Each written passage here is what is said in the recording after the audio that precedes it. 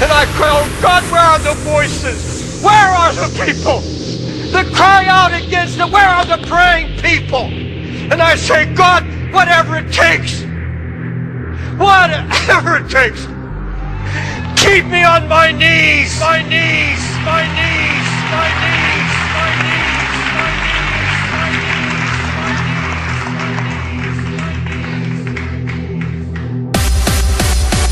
I don't want to be a part of this, part of this, part of this, part of this, part of this. I don't want to get caught up in this world, this cesspool of iniquity. I want nothing to do with it, do with it, do with it, do with it, do with it, do with it. I don't care who doesn't pray, I'm going to pray. I don't care who doesn't read the Bible, I'm going to read my Bible.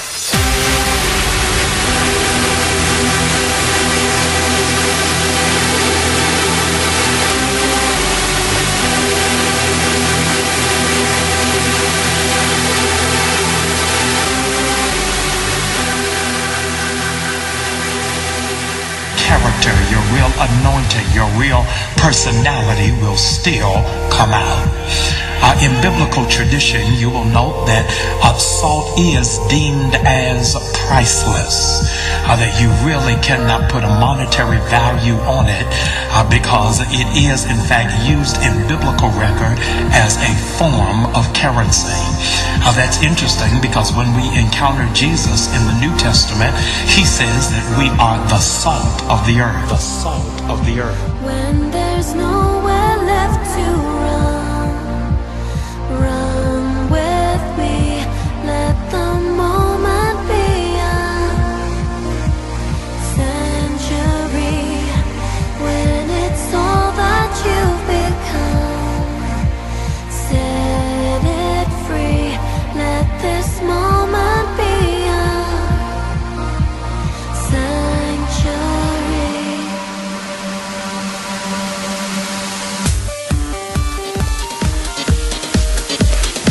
The last place you would be is in church, but because you've been through some things in your life, you don't need no self-righteous saints judging you, because they got no idea that if it had not been for the Lord that was on my side, I don't know where I would be. Look at this person beside you and say, don't get it twisted, I done come a long way. If you would have saw me in 2004, if you would have saw me in 98, if you would have saw me in 87, you would be surprised how much glory God has brought out of my life. People have no idea what it is that you have come from.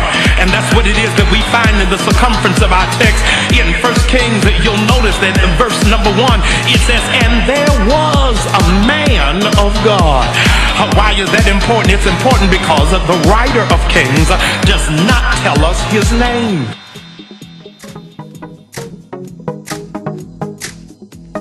Sometimes I feel like I'm losing myself, and I'm drifting away, and I'm drifting away. Sometimes I feel like the sun will shine again, and I'm slipping away.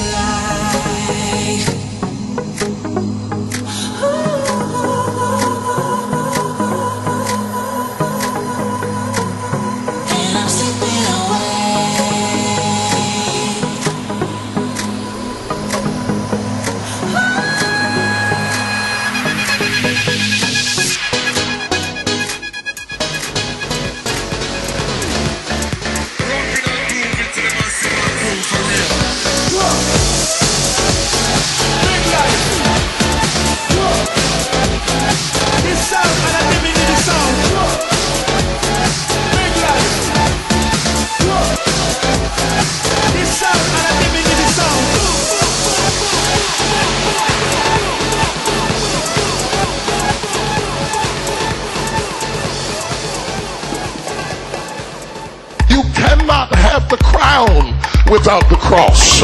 I'm not talking about a splintered wooden cross that you got a wreath around hanging on your window somewhere, but I'm talking about somewhere in your life, in your relationships, in your marriages, in your circumstance. There's a cross. There's a cross. There's a cross. I don't care what you drove up in here with. You could have come in a limousine. You could have come in a Rolls Royce. You could have come in 6 white horses. But somewhere in your life there is a cross that drives you to the altar and drives you to the church, that drives you to your knees, that drives you to your Bible, that drives you to pray. It makes you forgive people because you don't have time to be in an argument. He say, she say, they say. You got a devil to fight.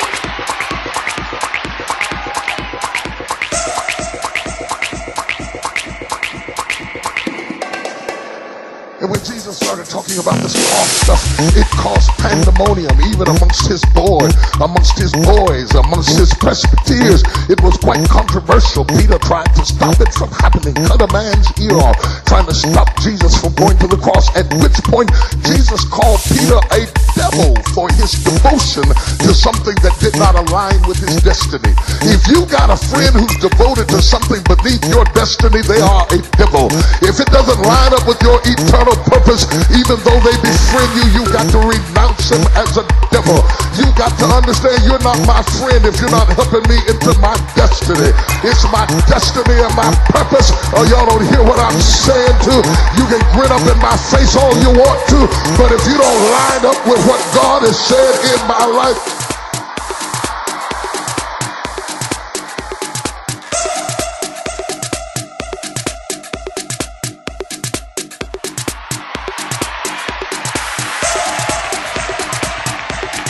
like you sitting up in here talking about being delivered from alcohol and being delivered from crack cocaine and being delivered from this and that and the other, but what you really need to be delivered from is people. Some of us, it took us 30 years to get over people and what they think and how they feel. Sooner or later, you got to let them go and say, for God I'll live and for God I'll die. Say whatever you want.